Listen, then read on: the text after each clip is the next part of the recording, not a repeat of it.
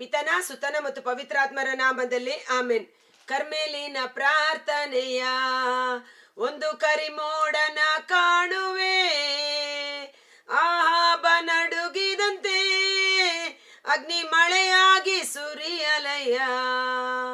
ಬೆಂಕಿಯಾಗಿ ಅಭಿಷೇಕಿಸಿ, ಅಗ್ನಿ ಜ್ವಾಲೆಯಾಗಿ ಅಭಿಷೇಕಿಸಿ, ಬಿರುಗಾಳಿಯಾಗಿ ಅಭಿಷೇಕಿಸಿ, ಆತ್ಮ ನದಿಯಲ್ಲಿ ಅಭಿಷೇಕಿಸಿ, ಆತ್ಮ ನದಿಯಲ್ಲಿ ಅಭಿಷೇಕಿಸಿ. ಪ್ರಭು ಕ್ರಿಸ್ತರಲ್ಲಿ ಆತ್ಮೀಯ ಸಹೋದರ ಸಹೋದರಿಯರೇ, ಈ ದಿನದ ಮುಂಜಾನೆಯ ಜೀವಸ್ವರ ಪ್ರಕಟಣಾ ಗ್ರಂಥ 2ನೇ ಅಧ್ಯಾಯ ವಚನ 18.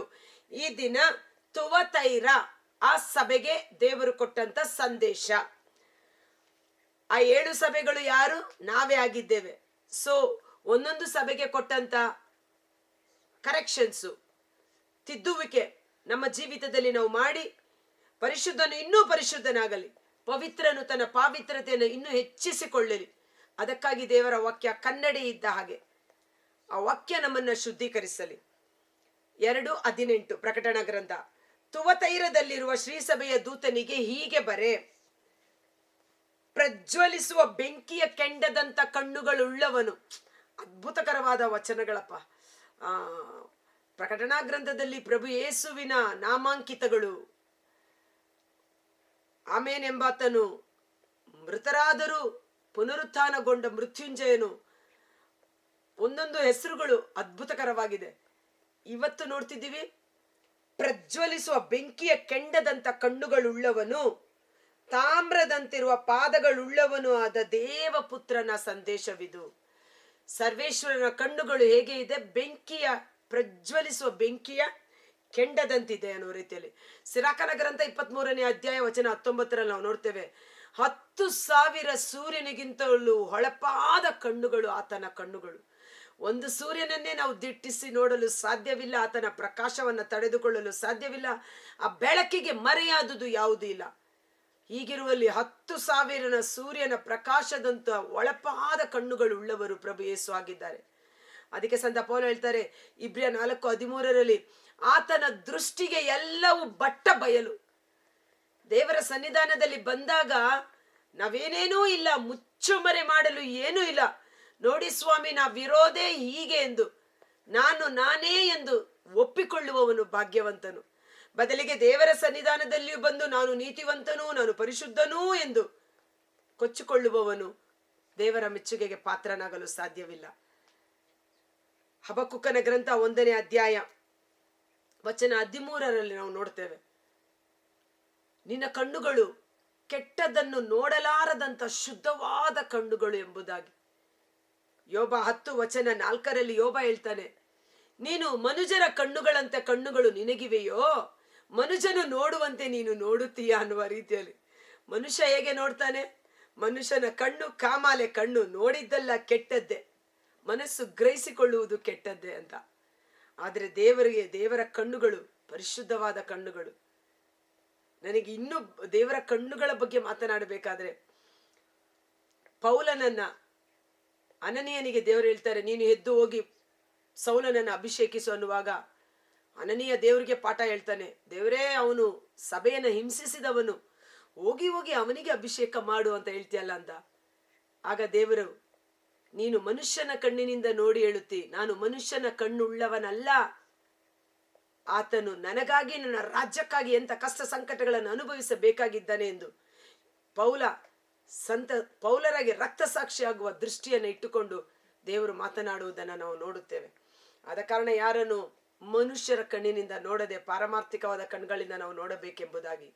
ಆತನ ಕಣ್ಣಿಗೆ ಮರೆಯಾದುದು ಯಾವುದೂ ಇಲ್ಲ, ಎಲ್ಲವೂ ಆತನ ದೃಷ್ಟಿಯಲ್ಲಿ ಬಟ್ಟ ಬಯಲು, ಕತ್ತಲು ಬೆಳಕು ಒಂದೇ ಆಗಿದೆ ಸರ್ವೇಶ್ವರನಿಗೆ. Praise the lord. ಓಕೆ, ನಿನ್ನ ಸುಕೃತ್ಯಗಳನ್ನು ನಾನು ಬಲ್ಲೆ, ನಿನ್ನ ಪ್ರೀತಿ ವಿಶ್ವಾಸಗಳು ನನಗೆ ತಿಳಿದಿವೆ, ನಿನ್ನ ಸೇವೆ ಸಹಿಷ್ಣುತೆಗಳನ್ನು ಮನಗಂಡಿದ್ದೇನೆ, ನಿನ್ನ ಇತ್ತೀಚಿನ ಕಾರ್ಯಗಳು ನಿನ್ನ ಹಿಂದಿನ ಕಾರ್ಯಗಳಿಗಿಂತಲೂ ಮೇಲಾದುವೆಂದು ನನಗೆ ಗೊತ್ತು. ವಾವ್, ಎಂತ ಒಳ್ಳೆ ಸಭೆಯ ಮಕ್ಕಳು ನೋಡಿ. ಕಷ್ಟ ಸಹಿಷ್ಣುತೆ, ಈಗ ಮಾಡ್ತಾ ಇರೋ ಕಾರ್ಯ ಮೊದಲಿಗಿಂತ ಹೆಚ್ಚಾದ ಕಾರ್ಯಗಳನ್ನ ನೀನು ಮಾಡ್ತಾ ಇದ್ಯಾ, ಕಷ್ಟಪಟ್ಟು ದುಡಿತಾ ಇದ್ಯಾ, ಒಳ್ಳೇದಾಗಿ ಮಾಡ್ತಾ ಇದ್ಯಾ, ಎಲ್ಲ ಓಕೆ. ಈಗ ಕರೆಕ್ಷನ್. ಆದರೆ ನಿನಗೆ ವಿರುದ್ಧವಾದ ಆಪಾದನೆ ಒಂದಿದೆ. ಇಸಬೆಲ್ ಎಂಬ ಸ್ತ್ರೀ ತಾನು ಪ್ರವಾದಿನಿ ಎಂದು ಹೇಳಿಕೊಂಡು ಮೆರೆಯುತ್ತಿದ್ದಾಳೆ. ಲೈಂಗಿಕ ಅನೈತಿಕತೆಯಲ್ಲಿ ತೊಡಗಬಹುದೆಂದು, ವಿಗ್ರಹಗಳಿಗೆ ನೈವೇದ್ಯ ಮಾಡಿದ ಪದಾರ್ಥವನ್ನು ತಿನ್ನಬಹುದೆಂದು ಬೋಧಿಸುತ್ತಾ ನನ್ನ ಸೇವಕರನ್ನು ಅಡ್ಡ ದಾರಿಗೆ ಎಳೆಯುತ್ತಿದ್ದಾಳೆ. ಆದರೂ ನೀನು ಅವಳನ್ನು ತಡೆಯದೆ ಬಿಟ್ಟಿರುವೆ. ಇವತ್ತು ಸತ್ಯದ ಸನ್ಮಾರ್ಗದಲ್ಲಿರುವ ಜನರನ್ನ ಇಲ್ಲಿ ಇಸಬೆಲ್ ಎಂಬ ಪ್ರವಾದಿನಿ ಎಂಬ ಸ್ತ್ರೀ ಎಂದು ಹೇಳ್ತಾರೆ. ಇಸಬೆಲ್ ಎಂಬ ಸ್ತ್ರೀ. ಇಸಬೆಲ್ ಬಗ್ಗೆ ನಾವು ನೋಡುವುದಾದರೆ 1 ಅರಸರುಗಳ ಗ್ರಂಥ 18ನೇ ಅಧ್ಯಾಯದಲ್ಲಿ ನಮಗೆ ಚಿರಪರಿಚಿತವಾದ ಘಟನೆ. ಇಸಬೆಲ್ ಮತ್ತು ಆಹಾಬ, ಇಸ್ರಾಯೇಲಿನ ರಾಜನ ಹೆಂಡತಿ ಇಸಬೆಲ್ ರಾಣಿ. ಆಕೆ ಅನ್ಯ ಜನದ ಸ್ತ್ರೀ.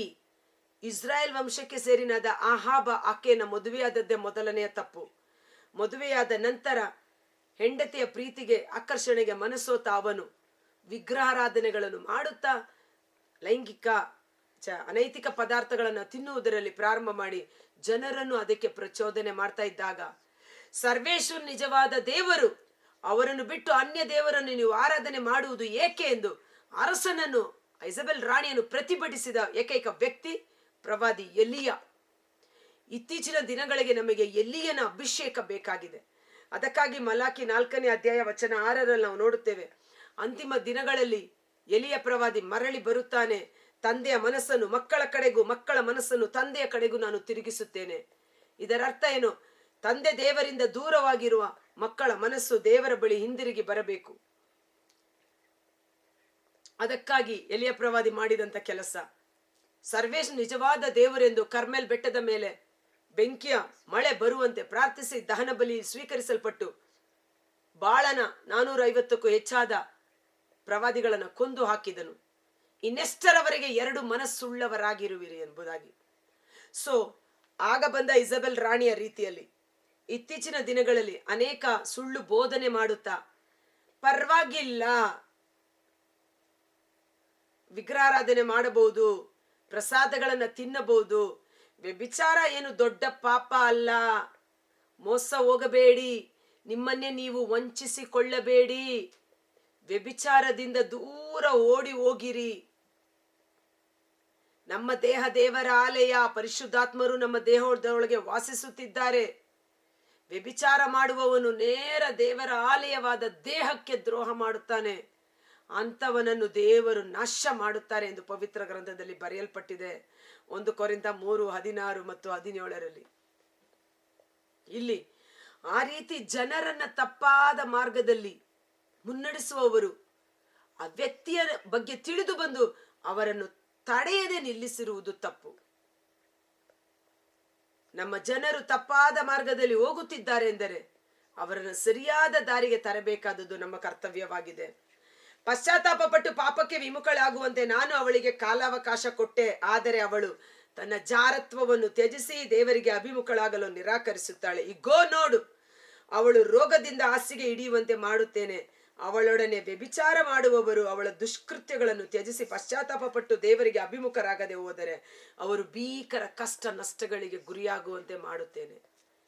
ವ್ಯಭಿಚಾರ ಪಾಪದಲ್ಲಿ ತಲ್ಲೀನರಾಗಿರುವವರು, ಆ ಸುಳ್ಳು ಬೋಧನೆಯನ್ನ ಅವಲಂಬಿಸಿ ಅಸತ್ಯದ ಮಾರ್ಗದಲ್ಲಿ ಮುನ್ನಡೆಸುವವರು, ಮುನ್ನಡೆಸಲ್ಪಡುವವರು ರೋಗ ಪೀಡಿತರಾಗಿ ಹಾಸಿಗೆ ಹಿಡಿಯುವಂತೆ ದೇವರ ಶಿಕ್ಷೆಗೆ ಗುರಿಯಾಗುತ್ತಾರೆ. ರೋಗಗಳು ಬರುವುದೇನಕ್ಕೆ? ಮತ್ತೊಂದು ಅವಕಾಶ. ಇನ್ನಾದರೂ ನಿನ್ನ ಶರೀರದ ದುರಿಚ್ಛೆಗಳಿಗೆ ನೀನು ದಾಸನಾಗದೆ ಶರೀರದ ಪಾಪಗಳನ್ನು ಜಯಿಸಿ ದೇವರಲ್ಲಿ ಪಶ್ಚಾತ್ತಾಪ ಪಟ್ಟು ದೇವರಿಗೆ ಅಭಿಮುಖನಾಗು. 1 ಪೇತ್ರ 4ನೇ ಅಧ್ಯಾಯ ವಚನ 1 ಮತ್ತು 2 ಬಹಳ ಸುಂದರವಾಗಿ ಹೇಳುತ್ತೆ. ಅದನ್ನು ಓದುವ.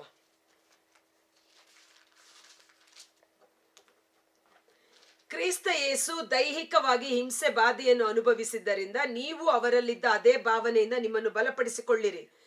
ದೈಹಿಕವಾಗಿ ಹಿಂಸೆ ಪಡುವವನು ಪಾಪ ಜೀವದೊಡನೆ ಸಂಬಂಧವನ್ನು ಕಡಿದುಕೊಂಡವನು. ಯಾಕೆ ಪಾಪ ಮಾಡಿದಾಗ ರೋಗ ಬಾಧೆಗಳು ಅವರಿಗೆ ಬರುತ್ತೆ? ದೈಹಿಕವಾಗಿ ಅವರು ರೋಗಕ್ಕೆ ಗುರಿಯಾದಾಗ ಪಾಪಕ್ಕೆ ವಿಮುಖರಾಗುತ್ತಾರೆ. ಉಳಿದಿರುವ ತನ್ನ ಜೀವಮಾನ ಕಾಲವನ್ನು ಲೌಕಿಕ ವ್ಯವಹಾರಗಳಲ್ಲಿ, ವ್ಯಾಮೋಹಗಳಲ್ಲಿ ಕಳೆಯದೆ ದೇವರ ಚಿತ್ತಕ್ಕನುಸಾರ ಕಳೆಯುತ್ತಾರೆ. ರೋಗಗಳು ಬಂದಾಗ ನಮಗೆ ಒಂದು ಅವಕಾಶ, ಪಾಪದ ಪಾಲಿಗೆ ಸತ್ತು ದೇವರಿಗೆ ಅಭಿಮುಖರಾಗಿ ಹೊಸ ಜೀವನವನ್ನು ನಡೆಸಲು ಮತ್ತೊಂದು ಕಾಲಾವಕಾಶ, ಅದನ್ನು ತಿರಸ್ಕರಿಸಬೇಡಿ. ಇಲ್ಲಿ ಅವರಿಗೆ ನಾನು ಕಾಲಾವಕಾಶ ಕೊಟ್ಟೆ, ಆದರೂ ಆಕೆ ಅಭಿಮುಖಳಾಗಲಿಲ್ಲ. ಅವಳ ಮಕ್ಕಳನ್ನು ಸಂಹರಿಸದೆ ಬಿಡೆನು. ವ್ಯಭಿಚಾರ ಮಾಡಿದವರು ಮಾತ್ರವಲ್ಲ, ಅದರ ರಿಸಲ್ಟ್ ಮಕ್ಕಳನ್ನು ಸಹ ಬಾಧಿಸುವಂತದ್ದಾಗುತ್ತದೆ. ಮೊದಲು ಗಾದೆ ಕುಡಿಯುವವನು ಕುಡುಕುತನ ಇಡೀ ಕುಟುಂಬಕ್ಕೆ ನಾಶನ ಅಂತ, ಆದರೆ ವ್ಯಭಿಚಾರದ ಪಾಪ ಅವನ ಮಕ್ಕಳ ಮೇಲೂ ಪರಿಣಾಮ ಬೀರುತ್ತದೆ. ಅವರ ಮಕ್ಕಳನ್ನು ಸಂಹರಿಸದೆ ಬಿಡನು. ಋನ್ಮನಗಳನ್ನು ಪರಿಶೋಧಿಸುವಾತನು ನಾನೇ ಎಂದು ಎಲ್ಲ ಸಭೆಗಳಿಗೆ ಆಗ ಮನದಟ್ಟಾಗುವುದು. ನಿಮ್ಮಲ್ಲಿರುವ ಪ್ರತಿಯೊಬ್ಬನಿಗೂ ಅವನವನ ಕೃತ್ಯಗಳಿಗೆ ತಕ್ಕಂತೆ ಪ್ರತಿಫಲವನ್ನು ನೀಡುತ್ತೇನೆ. ಒಂದು ಕ್ಷಣ ಕಾಲ ನಾವು ಕಣ್ಗಳನ್ನು ಮುಚ್ಚೋಣ. ಕರ್ತರಾದ ಯೇಸುವೇ, ಮುಂಜಾನೆ ಜೀವಸ್ವರವನ್ನು ಆಲಿಸುತ್ತಿರುವ ಪ್ರತಿಯೊಬ್ಬ ಸಹೋದರ ಕುಟುಂಬಗಳು ನಿಮ್ಮ ಕರಗಳಿಗೆ ಸಮರ್ಪಿಸುತ್ತೇನೆ. ಬೆಂಕಿಯ ಕೆಂಡದಂತೆ ಪ್ರಜ್ವಲಿಸುವ ಕಣ್ಣುಗಳುಳ್ಳವರು, ತಾಮ್ರದಂತೆ ಥಳಥಳನೆ ಒಳೆಯುವ ಪರಿಶುದ್ಧವಾದ ಪಾದಗಳುಳ್ಳ ಪ್ರಭು ಯೇಸುವಿನ ಪ್ರಸನ್ನತೆಯಲ್ಲಿ ಆ ಎಜಬೆಲ್ ಎಂಬ ಸ್ತ್ರೀ ಪ್ರವಾದಿನಿ ತನ್ನ ಜನರನ್ನು ಲೈಂಗಿಕತೆಗೂ ವಿಗ್ರಹಾರಾಧನೆಗೂ ನೈವೇದ್ಯ ಪದಾರ್ಥವನ್ನು ಸ್ವೀಕರಿಸಬಹುದು ಎಂದು ತಪ್ಪಾದ ದಾರಿಯಲ್ಲಿ ಸೆಳೆದುಕೊಂಡು ಹೋಗುವಾಗ, ಅದು ನಮಗೆ ಕಂಡು ಬಂದಾಗ ಅದನ್ನು ತಡೆ ಹಿಡಿಯಬೇಕಾದುದು ನಮ್ಮೆಲ್ಲರ ಕರ್ತವ್ಯವಾಗಿದೆ. ಮಾತ್ರವಲ್ಲ, ಆ ಸುಳ್ಳು ಬೋಧನೆಯಲ್ಲಿ ನಮ್ಮ ಜನರು ನಾಶವಾಗದಂತೆ ಅವರನ್ನು ಸಂರಕ್ಷಣೆ ಮಾಡಬೇಕಾಗಿದೆ. ಕಾಲಾವಕಾಶ ಕೊಡುವಾಗ ದೇವರು ನಮಗೆ ಕೊಡುವ ಒಂದು ಕಾಲಾವಕಾಶ. ಸೊದೋಮ್ ಮತ್ತು ಗೊಮೆರ ಪಟ್ಟಣ ವ್ಯಭಿಚಾರದ ಪಾಪದಲ್ಲಿ ತಲ್ಲೀನವಾಗಿದ್ದಾಗ ದೇವರ ಕೋಪಕ್ಕೆ ಗುರಿಯಾಯಿತು. ನಮಗಾದರೂ ದೇವರು ಮತ್ತೊಂದು ಕಾಲಾವಕಾಶವನ್ನು ಕೊಟ್ಟಿದ್ದಾರೆ. ಏಲಿ ಎಂಬ ಯಾಜಕ ತನ್ನ ಮಕ್ಕಳು ದೇವರ ಆರಾಧನೆ ಮಾಡಲು ಬಂದ ಜನರೊಟ್ಟಿಗೆ ವ್ಯಭಿಚಾರ, ಹಣ ವಸೂಲಿ, ನೈವೇದ್ಯ ದೇವರಿಗೆ ಅರ್ಪಿಸಿದ ಬಲಿ ಪದಾರ್ಥಗಳಲ್ಲಿ ಕದಿಯುವುದು, ಕಳ್ಳತನ ಮಾಡುವುದು, ಇಂಥ ದುಷ್ಟ ಕೃತ್ಯಗಳನ್ನು ಮಾಡುತ್ತಿದ್ದಾರೆ ಎಂಬ ವಿಷಯ ಗೊತ್ತಾದರೂ ಸಹ ತನ್ನ ಮಕ್ಕಳನ್ನು ಸರಿಯಾಗಿ ದಂಡಿಸದೆ ಹೋದ ಕಾರಣ ಮಕ್ಕಳು ದೇವರ ಕೋಪಕ್ಕೆ ಗುರಿಯಾಗಿ ನಾಶವಾದರು. ಏಲಿ ಯಾಜಕನು ಸಹ ಮೃತಪಟ್ಟ. ಇದು ನಮಗೊಂದು ನಿದರ್ಶನ. ವ್ಯಭಿಚಾರದ ಪಾಪ ನಮಗೆ ಮಾತ್ರವಲ್ಲ, ನಮ್ಮ ಕುಟುಂಬಕ್ಕೆ ನಾಶನವನ್ನು ತರುವಂಥದ್ದಾಗಿದೆ. ಅಂತ ಘೋರ ಪಾಪಗಳಿಂದ ನಮ್ಮನ್ನು, ನಮ್ಮ ಕುಟುಂಬವನ್ನು, ಮುಂಬರುವ ನಮ್ಮ ಸಂತಾನ, ವಿಶೇಷವಾಗಿ ಎಲ್ಲ ಯುವ ಜನತೆ ಆ ಕೇಡಿಗೆ ಸಿಲುಕದೆ ತಪ್ಪಿಸಿಕೊಳ್ಳುವಂತೆ ಪರಿಶುದ್ಧಾತ್ಮರು ಅವರನ್ನು ಬಲಪಡಿಸಲಿ. ಜೋಸೆಫನಂತೆ ಪರಿಶುದ್ಧತೆ ಅವರಿಗೆ ಅನುಗ್ರಹಿಸಲ್ಪಡಲಿ. ಜಿಂಕೆಯ ಕಾಲಿನಂತೆ ಅವರ ಕಾಲುಗಳು ಆ ಸ್ಥಳವನ್ನು ಬಿಟ್ಟು ಓಡಿ ಹೋಗುವಂತ ಅಭಿಷೇಕ ಲಭಿಸಲಿ. ಪರಿಶುದ್ಧನು ಇನ್ನೂ ಪರಿಶುದ್ಧನಾಗಲಿ. ಪವಿತ್ರನು ತನ್ನ ಪಾವಿತ್ರತೆಯನ್ನು ಇನ್ನೂ ಹೆಚ್ಚಿಸಿಕೊಂಡು ದೇವರಿಗೆ ಅಭಿಮುಖನಾಗಲಿ. ನಾವು ಮಾಡುವ ಎಲ್ಲ ಒಳ್ಳೆಯ ಮತ್ತು ಕೆಟ್ಟ ಕೆಲಸಗಳಿಗೆ ದೇವರಿಗಿಂತ ತಕ್ಕ ಪ್ರತಿಫಲ ಇದೆ ಎಂಬ ಸತ್ಯವನ್ನು ಅರಿತು ಇಹಲೋಕದ ಜೀವಿತವನ್ನು ದೈವ ಭಯಭಕ್ತಿಯಿಂದ ಕೂಡಿದವರಾಗಿ ಮುನ್ನಡೆಸಲು ಬೇಕಾದ ಪವಿತ್ರಾತ್ಮರ ಅಭಿಷೇಕ ನಮ್ಮಲ್ಲಿ ಕಾರ್ಯ ಮಾಡಲಿ. ಯೇಸುವಿನ ಅದ್ಭುತಕರವಾದ ನಾಮದಲ್ಲಿ ಪ್ರಾರ್ಥಿಸಿ ಬೇಡಿ ಹೊಂದಿಕೊಳ್ಳುತ್ತೇವೆ. ಆಮೆನ್. God bless you.